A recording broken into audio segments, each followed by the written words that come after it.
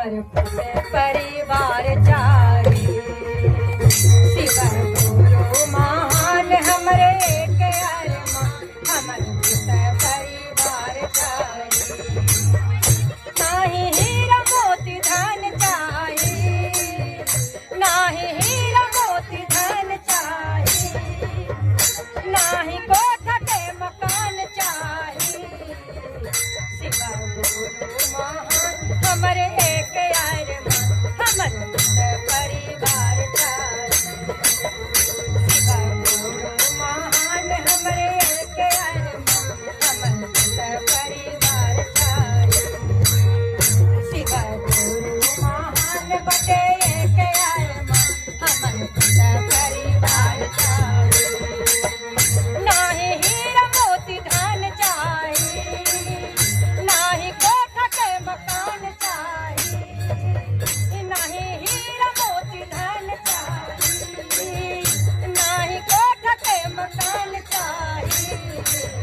शिव गुरु महान बटे एक अरमान, हमर परिवार चाही।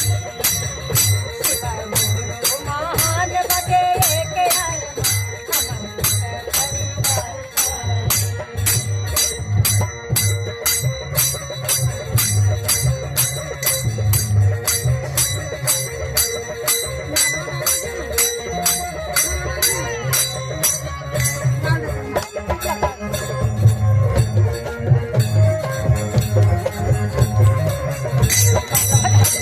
मस्त नहीं दवा अच्छा नहीं दवा।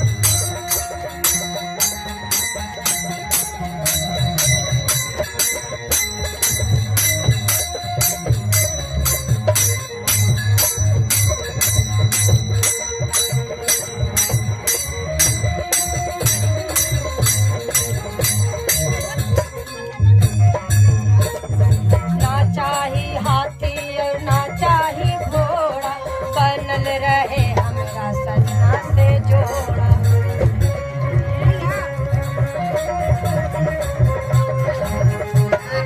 जा रही है बात करेला। ना चाही हाथी और ना चाही घोड़ा, बनल रहे हमरा सजना के जोड़ा। हो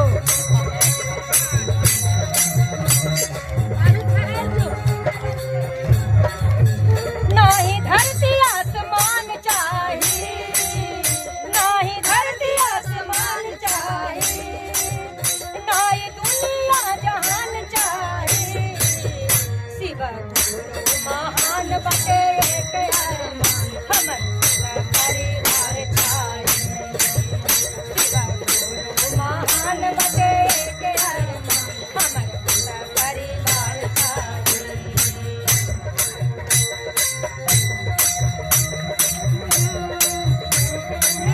जाने है नाम तेरा लेकर, नाम तेरा लेकर, गुरु तेरा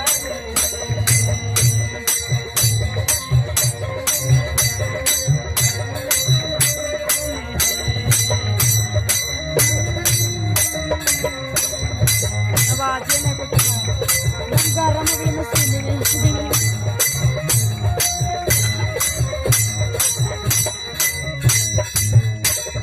ना चाही खोबा और ना चाही मेवा, बन करत रही आपन पियवा के सेवा। रुक जा मनो कहले मशीन लेकिन से चलते न है। ना चाही खोबा और ना चाही मेवा, करत रही अपना पियवा के सेवा।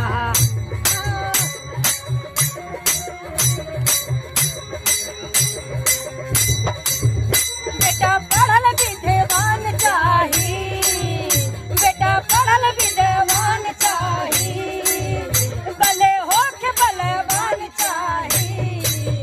शिव गुरु महान बटे एक अरमान, हमरे परिवार चाही।